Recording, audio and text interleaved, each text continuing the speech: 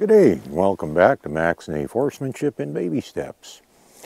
And well, one of the first things you're going to notice today is I'm not in the round pen, and I'm going to explain why. It's like everything that I do, I said I've got a reason. And well, we have several reasons actually for not being in the round pen today. And well, some of them are maybe a little insignificant, but some of them are pretty good reasons. And I'm going to explain what they all are so that you understand. Because, well, at least one of them is pretty darn important. And, excuse me, dear. Thank you. And, well, one of the advantages out here right now is we have distractions. It's great. In the early stages of training, it's nice to have minimal distractions so that the horse isn't, you know, in her case, she wants to eat. And you see, see how responsive she is? All I got to do is lift it up and her head comes back up. Very good. I'm impressed with that. But, she might even be tempted to do that. There's the bale right behind me. There's another one just over there off camera that have been sitting out here. Normally they aren't there, but conveniently they're there. And I don't mind that because I like distractions. Like I said, distractions can be to your advantage because you can't fix what isn't broke, right? I've mentioned that before. Well, that's where, you know, we've gotten out of the round pen. We're in places where there could be a few more distractions. Quite likely are. There could be people, vehicles, anything happening around here. I'm actually, technically I guess it'd be part of the yard. The yard is actually a little further over there, but there's no gates between here and the road. So we're kind of technically in the yard. You can drive right up here. I got my car parked just over there right now. And, well, I guess I should explain why I'm here. And there's several reasons. And like I said, I've always got reasons for what I do. And this is great. I love this because this kind of goes along with one of my reasons is she's learning that she has to pay attention to me no matter where we are. And this is something that can, not always, but can be a pretty big problem for a lot of people. I've experienced it myself and I've seen it with others. It's not always a problem, but it can be. And, well, my theory is prevent problems instead of trying to deal with them when they happen. It's always a lot easier. So we're going to try and prevent problems today is what we're going to do. And one of the things that we are doing by working in an area that is not normal is she's learning that no matter where she is, the rules still apply. And this is something that I've seen when people would say, go down the road to their friend's place or go out for a ride or they go to a show or whatever the situation is. And the horse that normally behaved quite well at home all of a sudden is completely out of control. It doesn't listen anymore. Well, that's because it has learned that the rules only apply in one spot. If you always work with your horse in the same place, which is why I like to work in as many different places as possible, because then the horse learns that no matter where it is or what it's doing, that the rules apply. Nothing changes. And like I said, I've personally experienced how in different places the horse thinks the rules don't apply, especially out in the pasture. And, you know, this isn't universal. Doesn't apply to everyone. I've talked to people that had no problem at all out in the pasture. Personally, I have. And in all fairness to the horse, well, that's kind of their domain out there. And very rarely is there even a human out there, so they kind of think that they can do whatever the heck they want. And that's why when you get out there, you have problems, which is why out there might be one of the many places we'll end up working in the future. But today, we're going to work in the yard because, like I said, we want her to gradually learn that the rules apply no matter where she is, and not just in the round pen. And so we're out in the yard today, and she's learning that the rules apply out here just the same as they do in there. And eventually, we will try several different places. And you know, different pens, different parts of the pasture, different parts of the yard. I might even take her for a walk down the road too, just to get her used to that because, you know, someday she's going to be going down the road, I would imagine, So that's one of the things that we're doing. That's one of the reasons. That's probably the big one, is we want her to realize that the rules apply no matter where we are, and no matter what she's doing. And eventually we are going to expand it to other places. We might actually throw her in a trailer and take her somewhere, but that would be a while from now. We're not going to do that anytime soon. For now, we're just going to simply use what we got around here and different parts of the yard, pasture, etc. Now that's one of the reasons. Second reason I want to work out here is because this particular area right here is where I like to do my trimming. And eventually, I'm going to be the one trimming this horse. So we want her to get comfortable with this area so that we don't have problems in the future, because like I said, I like to prevent problems and not deal with them when they occur. So we want her to be totally comfortable with this area so that when we are out here doing a trim and we're asking her to do some things that she's not 100% comfortable with, something that's relatively new to her, or she's going to be enduring a new experience, and we don't want to compound that any more than necessary. So we're going to get her used to this area. So that's the second reason that we're out here, is that we want her to be comfortable with this area so that when the day comes that we trim her, we're not going to have a problem because of where we're at. It's not going to be freaking her out because it's a strange place she's not used to. And, well, that kind of leads into the third reason that we're out here, because we want her to get to know that her little world does not end at that fence line out there. Now, at this point in her life, being that she's quite young, she's never been anywhere other than the pasture. I mean, the one that she was in previously, or this one, that's her world. Even the round pen is actually in the pasture. So she's never been outside of the pasture before, ever. This is a complete first for her. But I want her to learn that her little world does not end at that fence line. That her world can include this yard down the road and all that stuff too. So one more reason that we're out here. So that's actually three reasons that we're out here. And you might not think they're all that important. And to some of you, it might not really be all that important. But I think it is. And I'm going to do it. And it's one of those things that even if you don't really need to do it, it certainly can't hurt. So what we're going to do once we turn the camera off is all of the same things that we've been doing in the round pen. I'm not going to bore you with. We're going to have her move around a little, back up, do some leading, all kinds of stuff like that, so that she learns that out here the rules are exactly the same. Nothing's different. She has to do all the same things for me. My expectations are the same. And, she can get used to this area.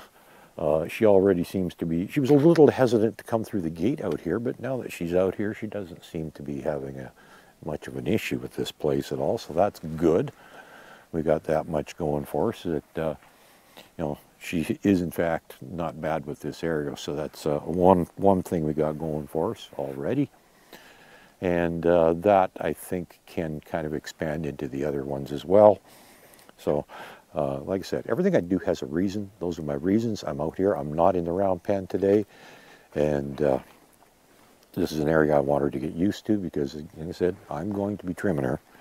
And I actually just had the conversation with the owner because they had the farrier out here for 2 other horses and wanted to know if I was still wanting to do this one. And I said, yep, absolutely, because it's a simple case of I know her and her limitations, and she knows me and trusts me, and I think that it would be much, much better in the long run if I'm the one doing the first trim on her, because it's not going to be as traumatic for her. I think that's a good thing. We don't want it to be a horrible experience, a new farrier she's never met before. He doesn't know her, she doesn't know him. His methods might be a little bit rough for what works for her. And at this very point, she's not quite ready for a farrier yet anyhow. So, like I said, she's getting there. She's getting there. We're making progress. And it won't be long, and we will be doing a trim on her. But I'm not going to get in any hurry. And my bad, I missed that one. I shouldn't have let her have that. And but this is where, when you're working out in a different area, and I've talked about consistency before. I don't know if I mentioned it in this series, but I have mentioned it in a number of other videos, is that consistency is extremely important so that the horse learns that your expectations are always the same, no matter what you're doing. If I want her to pay attention to me, that means she's going to pay attention to me not graze on the grass under my feet. This area has quite a bit of grass. It's old, it's from last year, it's dead, but it's really not much different than the hay. So she probably thinks it's tasty stuff. I don't know, I guess it does. She must think it's tasty. She keeps trying to eat it. But that's where I need to be consistent, enforce rules, and no matter where we are, and you need to do that too. No matter where you are, no matter what you're doing, if the horse doesn't feel like doing something, well, so what? Make it do it anyhow. And a lot of people are mistaken in the fact that, you know, they ask the horse to do something, the horse doesn't want to do it, they go, oh, okay, I'll find something else it does want to do, and you've just turned the tables where the horse is in control instead of you. And that's not what you want, believe me. So it's very important that you're always consistent, not just in the round pen, but outside of the round pen as well. The rules don't change. The rules always apply, no matter when, where. Nothing changes. And whether it's your kids, your dog, or your horse, that's exactly how you have to deal with things. Very important. The rules never change. Be consistent. And pretty soon, you can take your horse anywhere you want, and it's going to behave exactly the same. Welcome back to the next day. And I looked over the last video and I thought, you know, that's kind of short. You might want to see a little bit more than that. So I thought I'd put the two videos together, make one of a reasonable length for you, because I know you want something to watch, don't you? Well, I think you do. Anyhow, so we're going to try and put something together that's going to be long enough that might be of interest to you and give you something to chew on for a while, but and I'm going to demonstrate a little bit of stuff too. So you know, you're going to want to watch this because I'm going to show you a few things. It's all going to be stuff you've seen before, but I want you to get an idea of what we've been doing out here, because yeah, this is still the same place, and I'm going to show you what we're doing, just to give you an idea of the things you can do with your horse, and it's all stuff you've seen before.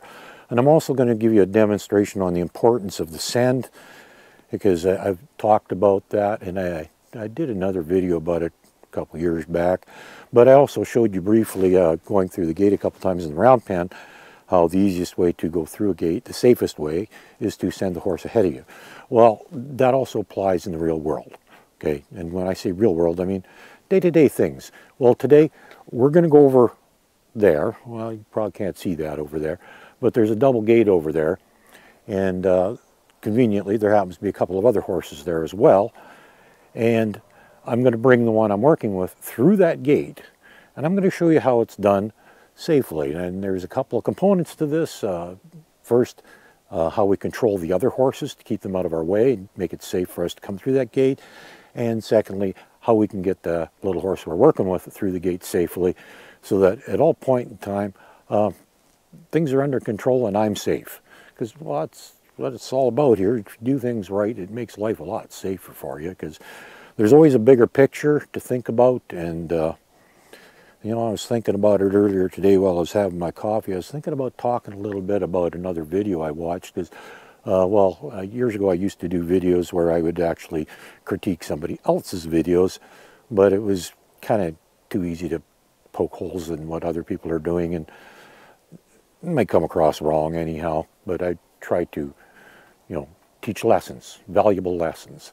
And in one case, a girl was doing something with her horse, and, well, long story short, there were several factors there that she didn't take into consideration, and in the end, she ended up getting hurt. But it was all because she did not take the necessary precautions to keep herself safe. So today, I'm going to show you one of the things that you can do to make yourself safe, and it's part of something that you should be doing when you're training your horse anyhow, and it's something that we're going to be doing out here as part of what we're working with a horse. But before we get to that, I'm going to go grab a hay fork and peel a bit off this bale here behind me and feed my horse. She's actually segregated over on the other side there from the other horses, so I can control her feeding, because well, she has some issues. Won't get into that right now. That's not important. What is important is leading, sending, and going through gates, things like that. And I'm going to show you that in just a minute. So just bear with me here, and I'll reposition the camera, feed my horse, all that good stuff, and then I'll show you exactly what we're doing. What we got here is a very typical scenario that you may have to deal with. You see, there's the little horse I want right over there, and these other two horses. Now I want to bring that one out, but I don't want those two getting through that gate. I also want to do it in a safe manner. Now, that big gray there, he's boss man around here. Well, he thinks he is, not when I'm around, but the other horse, they're pretty close, so she's not intimidated by him. But the little one that I'm working with, she's a little more influenced, and if he was to move towards her while I'm coming through the gate, she might jump forward, and if I'm in front of her, well, guess what? She's going to hit me. So that's one of the reasons we want to do the send, is that for my own safety, you know, because this is real world stuff. You're going to have other horses around, and I'm going to show you how this works. Now, ideally, I'd use my flag for this, but I don't have my flag with me. Well, actually, it's not that far away, but I do have my lead, and every one of you is going to have a lead. And this is exactly what you're going to be doing with it, because I want to drive those horses away from that gate where I'm going to open it up, because I don't want them coming out. I don't want them getting loose. I only want the one horse, and when I go in there, I'm going to put the halter on her first, so that I have 100% control of her, so that when she does come through the gate, I'm not going to lose a horse. I sure hope not, anyhow. So well, I'm going to do this now, and you can get to see how this works in real life. Now, even right now, as I walk up to the fence, they're standing right where I want to go through, so there. Now, I drove them off without offending them. They're not offended, they just took the message that, get out of my way. So I'm going to open up this gate, go in now, and fortunately this gate happens to drag on the ground a little bit, so conveniently I can put it wherever I want and it stays there. Kind of handy. That's not always going to work for you, but in this case, that's what we're dealing with. And as you can see, there's a whole bunch of hay here too, because rather than putting a bale out for them, they've just been forking hay over and spreading it out around, so that there's no conflict. This is something else that if you have multiple horses, it's best to have your hay in several locations so that there's no competition going on. If it's all in one pile, lower horse might not get its share of feed. Anyhow, I'm going to go get a horse. I'll be right back. And just to make sure nobody gets out while I'm not looking, we're going to put the chain back on the gate.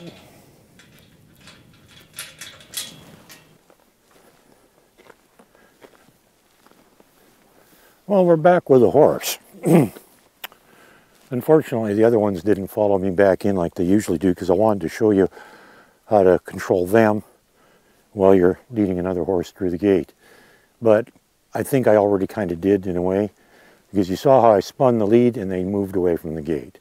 Well, that's exactly the same thing I would do if right now, at this point, if they were right behind me, I'd just spin the end of the lead at them and drive them off. This one's not going to go anywhere because I got her on a lead, so we don't have to worry about that. And that way, they're not going to sneak out the gate when I open the gate, and not going to crowd me, not push on me or anything like that. But I'm going to undo this gate now, and it's not going to go anywhere just yet. And this is the only part that it's probably not ideal, is because I kind of have to stand near the opening in order to open the gate. But we're going to open the gate up, just enough for a horse. Then I'm going to come over to this side. I'm behind this one now. I'm in a fairly safe place. And this is why you teach your horse to send. Now, some days she does it quite well, some days not so well. Since I just got her, haven't done anything with her, she might not do it real well right now, but let's see what happens. She's a tiny bit reluctant, but There you go. She just went through the gate. I'm still on the other side of the fence. But now I can safely come through the gate and close the gate and rechain it. And that was possible because of one of the many things that we've been doing with her, including sending her.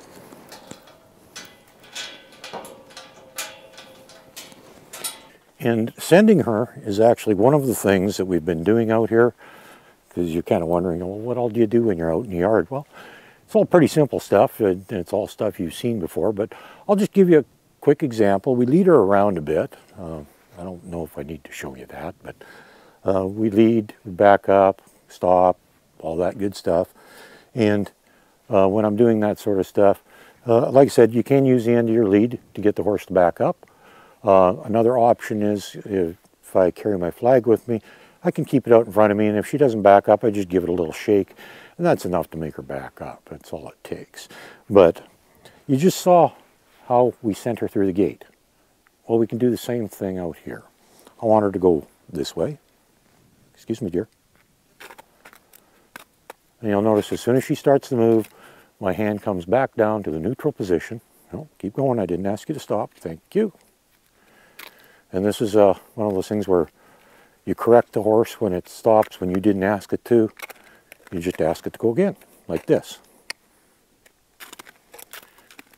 And I don't have my flag with me, so I can't drive her with that. But I can still escalate a little bit, which is all I need to do. And oh, good girl. It's a good little horse. So that's one of the things we do. We'll go the other way too. Way you go, dear. And she's still not moving, so I just drive her a little bit with the end of my lead. Away she goes. Because I did give the point and the cluck. And, oh, she's stopping again. I just very quickly bring my hand up and then put it back to neutral. Hand up, direction, back to neutral. Simple as that. And oh. And that's some of the stuff we've been working on. We've also been working on the disengage and things like that. And one of the many things that we've been working on, because like I said, one of the things I want to do in this area is trim her. So if I'm going to work on that, I should also work on picking up the feet. So that's something that we've been doing too, and she's actually been doing pretty good at. And again, shorten lead up a little so we kind of have a little control over where she's at. Start off with my hand up here, slide it down the leg, and say foot, and there you go. Very good girl. And, well, picking up the feet, having her move forward, leading her, backing her up, all that stuff. It's all stuff that we've been doing, and it's all stuff you've seen before, and basically that's what we do. Now, I should talk briefly about the weather today because it's a little odd. It's actually several degrees below freezing, and actually up until just very briefly, just a short period of time ago, it was overcast all day. Just the sun finally came out. And so prior to that is, it's been well below freezing and overcast, which means it should be cool, right? Well, for some strange reason, there's puddles all over the place of water that's not frozen. I don't understand that one. Could somebody please explain that to me? I don't get it. How can you have liquid water, not frozen, when it's well below freezing and the sun's not shining on it? I mean, yeah, the sun's shining now. But up until just a little while ago, it wasn't. And this is what we had. We had water all over the place, and because there's water, there's mud. And water on ice, very slippery, which leads up to something else I wanted to talk about is, when it comes to looking at the big picture, is, be careful with your footing. Both for me and her, it's better off if we're on something that's fairly decent to walk on. Now, there's a lot of grassy areas around here that I can walk on. Footing's really good for both me and her. There's also wet ice and some mud. And, well, I don't like either one of those. They're not ideal. So we attempt to avoid those areas. But I was talking earlier in my video that I did yesterday, the segment I did yesterday, I was talking about how I like to move her to different places, get her used to new places. And that is exactly what we did yesterday, and we'll probably do it again today, is we're going to take her over to another part of the yard and work with her there a little bit, just so she understands that nothing changes. And interestingly enough, even in this area here and over there yesterday, she was getting a little distracted. Not bad, but a little bit. You know, every once in a while the head's looking somewhere other than at me, which is not ideal. But, you know, if she needs to satisfy her curiosity by looking at things, that's okay, as long as I can still get what I want out of her. And if she's not paying attention, well, then I'm just going to up things a little bit until she does pay attention and do what I want, at which point we go right back to the neutral position again, where we just kind of relax, stop cueing, and let her do what I wanted her to do. And like you just saw me doing just now, the second she stops doing what you asked her to do, you are fully free to ask her again. You can do that over and over, many times, and I encourage it, because if you didn't ask her to stop, well, then she better keep going. And that's something you need to know, is that when the horse does something that its own idea, well, if I didn't ask her to stop and she stops, that's her idea, not mine. She's in control, not me. No, that doesn't work. So if she stops when I don't want her to, then I'm going to ask her to go again. And you need to do that too. You must be consistent all the time. One of the other things I was going to talk about today too, it happened to cross my mind too, is because it is a little problem that we have run into with this one. So I thought I'd mention it, is most days I can just put a finger against the halter and just like that, and she backs up for me. Very good. But that's not always the case. Well, actually some days even with a halter she's not real good, but there was a day just a couple days ago, I was out in the pasture and well, lots of snow has melted, so it's not near as bad now, but there's one little spot there where the snow was a little deep and there was just a narrow track that was packed out that I like to walk on rather than plowing through a couple feet of snow. And she happened to meet me face to face on this narrow track, kind of blocking my way. I wanted her out of my way. I asked her to back up, and she didn't back up. Not very darn good. Well, she did eventually get out of my way. I had to resort to some methods that I don't like using if I don't have to, but this is where sometimes, you know, depending on what you're doing, it might not be a bad idea to have more than one cue in place. I didn't ask you to move forward, dear. Thank you. Might not be bad to have more than one cue in place. And a perfect example would be the backup. Typically, I use the halter to get her to back up, but when the halter's not on, I need an alternate cue. I need another cue. And so I'm going to talk about that briefly. And I don't even know how well this is going to work right now. I don't have my flag or anything with me to use. Generally, that's one of the things I would use to get her to back up. Maybe I should go get it before I do this. I think that might be a good idea. Hang on, I'll be right back with my flag. For what I want to show you right now, ideally it would be best if we didn't have the halter on, but it doesn't hurt to have the halter on for doing this because it gives you a little more control over the horse. And right now we are out in the yard, and I don't want her taking off on me and going out on the road. Bad things could happen.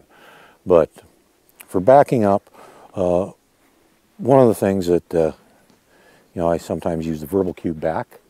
Well, you might have laryngitis someday and you can't say it. So it doesn't hurt to have a second thing in place that you can use. So rather than just telling her to back up without even using the halter, one of the things that works on many horses is you just touch them on the chest.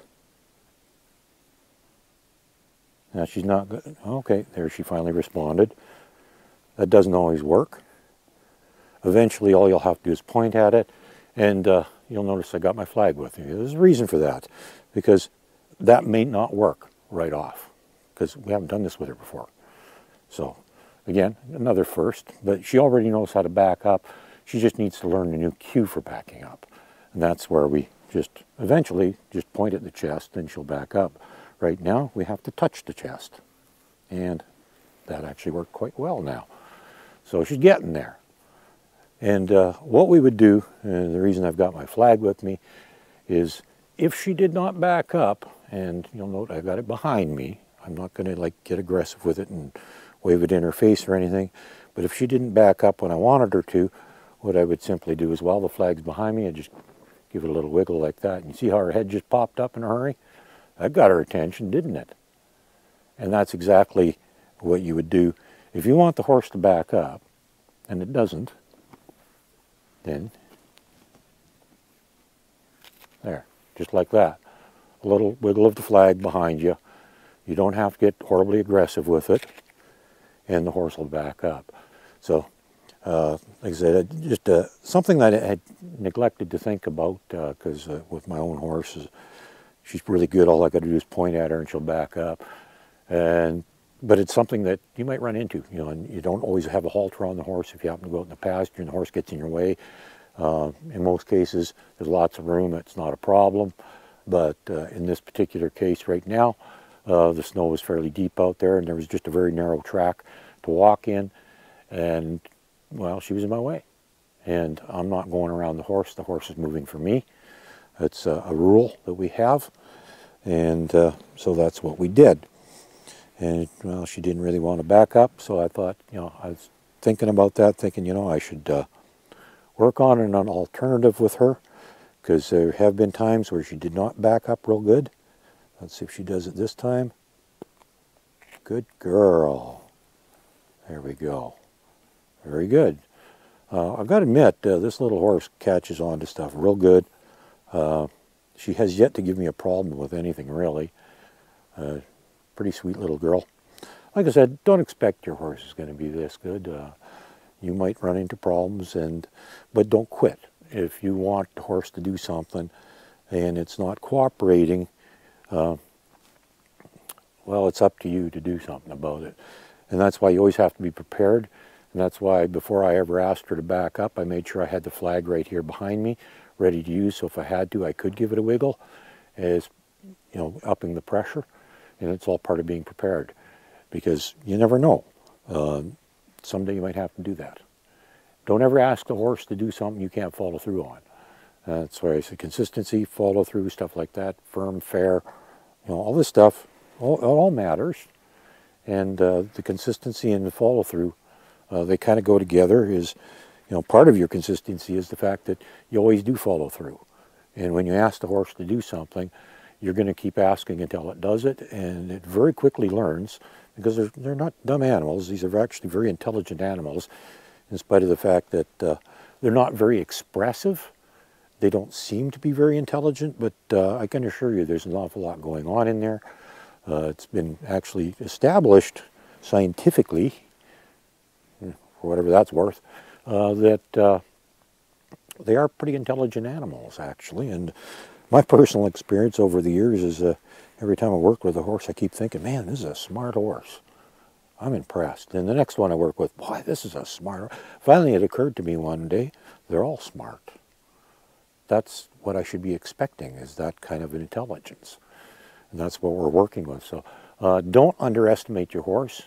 It can learn things quite quickly. Don't make things harder for yourself than you need to. But at the same time, because of that intelligence, remember, they can also learn the wrong thing just as quickly. So if you're not careful with what you're teaching the horse and how you're doing it, you can very easily teach the wrong thing just as quickly as you can teach the right thing. And to the horse, there's no difference between right and wrong. It's just whatever works.